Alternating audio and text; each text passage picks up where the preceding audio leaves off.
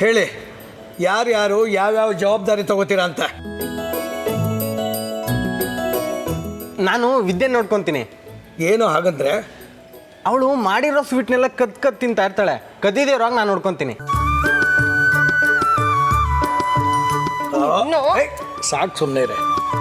ಅಲ್ವೋ, ನಾನು ಸೀರಿಯಸ್ ಆಗಿ ಕೇಳ್ತಾ ಇದ್ದೆ, ಇಲ್ಲೂ ನೀನು ತರಲೆ ಮಾಡ್ತೀಯಲ್ಲ. ಕೂತ್ಕೋ ಸುಮ್ಮನೆ. ನೀನು ಏನು ಜವಾಬ್ದಾರಿ ತಗೋತೀಯ ಹೇಳು. ಅಡುಗೆಯವರೆಲ್ಲ ಅಡುಗೆ ಮಾಡಿದ್ಮೇಲೆ ಅದನ್ನೆಲ್ಲ ಟೇಸ್ಟ್ ಮಾಡಿ ಕ್ವಾಲಿಟಿ ಚೆಕ್ ಮಾಡಿ ಹೇಳ್ತೀನಿ. ವಾವ್ ಮಿಸ್ಟರ್ ಅಮರ್, ಎಂಥ ಗನಂದಾರಿ ಕೆಲಸ ಮಾಡ್ತಾ ಇದ್ದೀರಾ.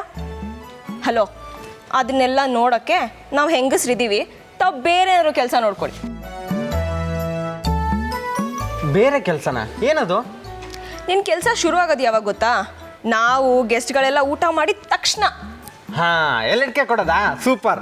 ಅಲ್ಲ, ನಾವೆಲ್ಲ ಊಟ ಮಾಡಿರ್ತೀವಲ್ಲ, ಎಲೆ ಹಾಕೋದು. ಇವು ಇಡಿಯಟ್, ನನ್ನನ್ನು ಎಂಜಲ್ ಎಲ್ಲ ಎತ್ತು ಅಂತೀಯಾ? ನೀನು ಏನು ಮಾಡ್ತೀನಿ ನೋಡ್ತಾ ಈಗ.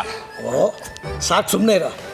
ಅವಳು ಹೇಳಿದ್ರಲ್ಲ, ಅಂಥ ತಪ್ಪೇನೋ ಇದೆ ನೋಡೋ. ಅವ್ರವ್ರ ಕೆಲಸ ಅವ್ರವ್ರಿಗೆ ಶ್ರೇಷ್ಠ. ನಮ್ಮ ಪ್ರಧಾನಮಂತ್ರಿಗಳೇ ಪೊರಕೆ ಹಿಡ್ಕೊಂಡು ಬೀದಿಲಿ ಕಸ ಗುಡಿಸಿದ್ದಾರೆ. ಅಂಥದ್ರಲ್ಲಿ ನಾವು ಊಟ ಮಾಡಿದ್ದು ಎಂಜಲೆಲ್ಲ ನಾವು ಎತ್ತೋದ್ರಲ್ಲಿ ಏನೋ ತಪ್ಪಿದೆ. ಅಪ್ಪ, ನೀವು ಅವಳಿಗೆ ಸಪೋರ್ಟ್ ಮಾಡಬೇಡಿ. ಅವಳಿಗೆ ತುಂಬ ಕೊಬ್ಬು. ಹೌದು, ನೀನು ನನಗೆ ದಿನ ತಂದಾಗ್ತಿಲ್ಲ, ಅದಕ್ಕೆ ನನಗೆ ಕೊಬ್ಬು. ನೋಡಿ, ನೀವಿಬ್ಬರು ಆಮೇಲೆ ಪುರುಷೋತ್ತಾಗಿ ಕಿತ್ತಾಡಿ. ಈಗ ನಮ್ಮ ಕಾರ್ಯಕ್ರಮದ ಬಗ್ಗೆ ನಾವು ತೀರ್ಮಾನ ಮಾಡೋಣ.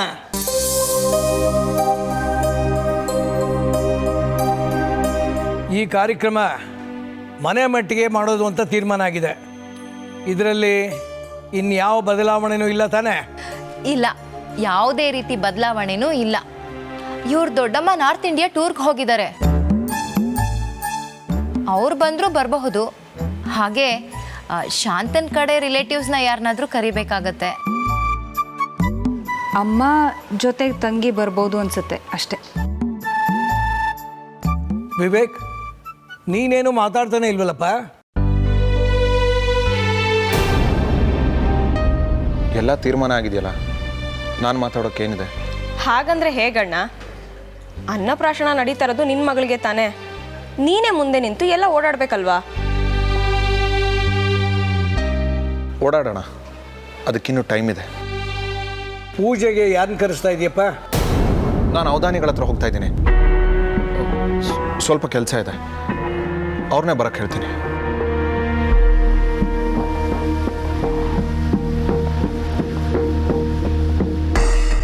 ಅವಧಾನಿಗಳ ಹತ್ರ ಹೋಗ್ತಾ ಇದೆಯಾ? ಏನು ಕೇಳೋಕ್ಕೆ? ಏನಿಲ್ಲ, ಈ ಮನೆನ ನಾವೇ ಕೊಂಡ್ಕೊಂಡ್ವಲ್ಲ, ಇದ್ರ ವಾಸ್ತು ಬಗ್ಗೆ ವಿಚಾರಿಸೋಕೆ. ರೀ, ನಾವು ಈ ಮನೆಯಲ್ಲೇ ಇದ್ದವರು. ಈಗ ಈ ಮನೆನ ಕೊಂಡ್ಕೊಂಡು ಆಗಿದೆ. ಈಗ ವಾಸ್ತು ಬಗ್ಗೆ ವಿಚಾರಿಸ್ಬೇಕು ಅಂತಿದ್ದೀರಲ್ಲ?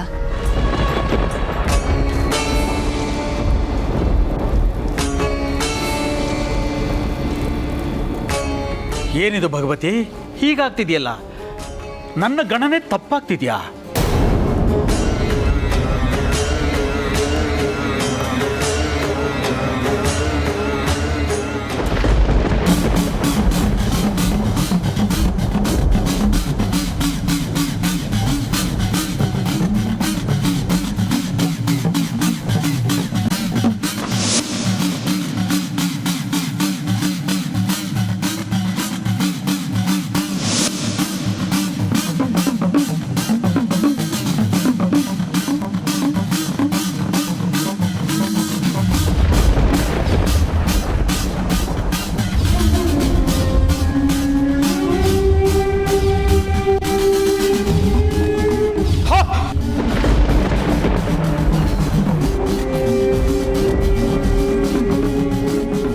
ಇಲ್ಲ, ಸಾಧ್ಯನೇ ಇಲ್ಲ. ಗುರುಗಳೇ, ಏನಾಯ್ತು? ಏನು ಸಾಧ್ಯ ಇಲ್ಲ? ನಿಮ್ಮ ಮಗಳು ಸತ್ತಿರೋದಕ್ಕೆ ಸಾಧ್ಯನೇ ಇಲ್ಲ.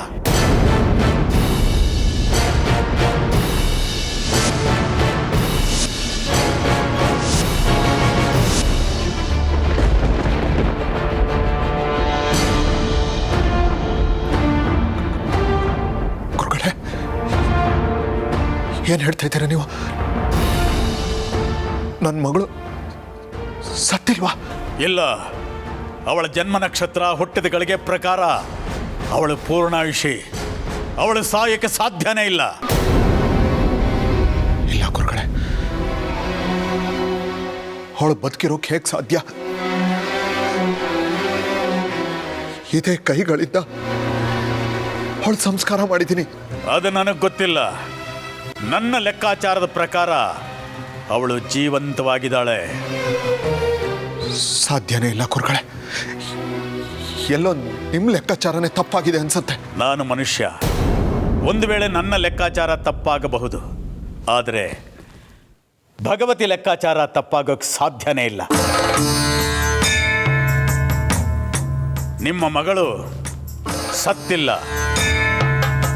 ಗುರುಗಳೇ, ಅದು ಹೇಗೆ ಸಾಧ್ಯ? ಸಾಧ್ಯ ಅಸಾಧ್ಯತೆಗಳ ಪರಾಮರ್ಶೆ ನನ್ನ ಕೈಲಿಲ್ಲ. ವಿಧಿ ನಿಯಮವನ್ನಷ್ಟೇ ನಾನು ಹೇಳಬಲ್ಲೆ. ಕಾರ್ಯಕಾರಣ ಸಂಬಂಧಗಳು ಬೇರೆಯೇ ಆಗಿರುತ್ತೆ. ಅವನ್ನು ಸೂಕ್ಷ್ಮ ಶರೀರದ ಮೂಲಕ ನೋಡಬೇಕು. ಆ ಶಕ್ತಿ ನನಗಿಲ್ಲ. ಎಲ್ಲ ಅಯೋಮಯ ಅನ್ನಿಸ್ತಾ ಇದೆ ಗುರುಗಳೇ.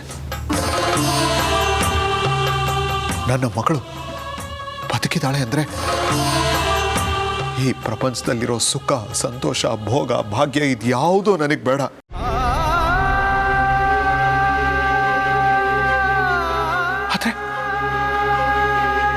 ಆದರೆ ಅದು ಹೇಗೆ ಸಾಧ್ಯ ಗುರುಗಳೇ? ಇದೇ ಕೈಗಳಿಂದ ಅವಳ ಅಂತ್ಯ ಸಂಸ್ಕಾರ ಮಾಡಿ 1 ವರ್ಷನೇ ಕಳೆದೋಯ್ತು ಗುರುಗಳೇ. ಅವಳು ನೆನಪಲ್ಲೇ ಒದ್ದಾಡ್ತಾ ಜೀವಚ್ಛವವಾಗಿ ಬದುಕ್ತಾ ಇದ್ದೀನಿ. ಈಗ ಅವಳು ಬದುಕಿದಾಳೆ ಅಂದರೆ ಎಲ್ಲಿದ್ದಾಳೆ, ಹೇಗಿದ್ದಾಳೆ ಅಂತ ನೀವು ಹೇಳಬೇಕು. ಇಲ್ಲಾಂದ್ರೆ ಅವಳು ಬದುಕಿದಾಳೆ ಅಂತ ನಾನು ನಂಬೋದಾದ್ರೂ ಹೇಗೆ ಗುರುಗಳೇ? ಈಗ ನಾನು ಏನೂ ಹೇಳೋ ಸ್ಥಿತಿಯಲ್ಲಿಲ್ಲ. ಹಿಮಾಲಯಕ್ಕೆ ಹೋಗಿರುವ ನನ್ನ ಗುರುಗಳು ಬಂದ ಮೇಲೆ ನೀವೇ ಬಂದವರನ್ನು ಕೇಳಿ. ಕೈಲಾಸ ಮಾನಸ ಸರೋವರದ ತಟದಲ್ಲಿ ಇವತ್ತಿಗೂ ತಪಸ್ಸು ಮಾಡುತ್ತಿರುವ 7 ಜನ ಮಹಾನುಭಾವರುಗಳಲ್ಲಿ ನನ್ನ ಗುರುಗಳು ಒಬ್ಬರು. ಅವರಷ್ಟೇ ನಿಮ್ಮ ಪ್ರಶ್ನೆಗಳಿಗೆ ಉತ್ತರ ಕೊಡಲು ಸಾಧ್ಯ. ಅಂದ್ರೆ ನನ್ನ ಮಗು ಬದುಕಿದಾಳೆ ಅಂತ ಖಚಿತವಾಗಿ ಹೇಳ್ತೀರಾ? ಈ ಭಗವತಿಯ ಸಾಕ್ಷಿಯಾಗಿ, ನನ್ನ ಗುರುಗಳ ಸಾಕ್ಷಿಯಾಗಿ ನಿಮ್ಮ ಮಗಳು ಬದುಕಿದ್ದಾಳೆ. ಸುಳ್ಳು ಹೇಳಿ ಯಜ್ಞ ಯಾಗಾದಿಗಳನ್ನು ಮಾಡಿಸಿ ಹಣ ಶೇಖರಣೆ ಮಾಡೋ ವಿಷಯ ಪ್ರೇರಿತ ಸ್ವಾಮಿ ನಾನಲ್ಲ. ಒಂದು ವೇಳೆ ನಾನು ಹೇಳಿದ್ದು ಸುಳ್ಳು ಅನ್ನೋದು ಯಾವುದೇ ಗಳಿಗೆಯಲ್ಲಿ ಸಾಬೀತಾದರೂ ಅದು ನನ್ನ ವಿದ್ಯೆ, ಸಾಧನೆ, ನನ್ನ ಸತ್ಯ ಸಾಕ್ಷಾತ್ಕಾರದ ಸೋಲು ಅಂತ ನಾನು ಭಾವಿಸ್ತೀನಿ. ಆ ನಂತರ ಈ ಭೂಮಿಯ ಮೇಲೆ ಒಂದು ಕ್ಷಣವೂ ಬದುಕದೆ ಪಶ್ಚಿಮ ವಾಹಿನಿಯಲ್ಲಿ ನಿಮ್ಮೆದುರಿಗೆ ನನ್ನ ಪ್ರಾಣತ್ಯಾಗ ಮಾಡುತ್ತೇನೆ. ಗುರುಗಳೇ, ವೃಥಾ ಮಾತು ಬೆಳೆಸುವ ಅಗತ್ಯವಿಲ್ಲ. ನಂಬುವುದು ಬಿಡುವುದು ನಿಮಗೆ ಬಿಟ್ಟಿದ್ದು. ನೀವಿನ್ನು ಹೊರಡಬಹುದು.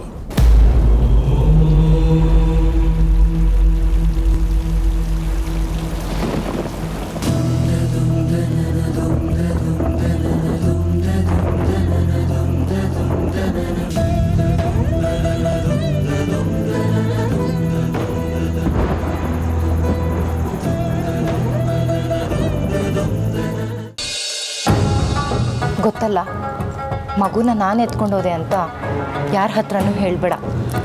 ಅಕಸ್ಮಾತ್ ಯಾರಾದರೂ ಕೇಳಿದ್ರೆ ಮಗು ನಿನ್ನ ಹತ್ರನೇ ಇತ್ತು ಅಂತ ಹೇಳಬೇಕು. ಓಕೆ? ಸರಿ, ನೀನಿನ್ನು ಹೊರಡು.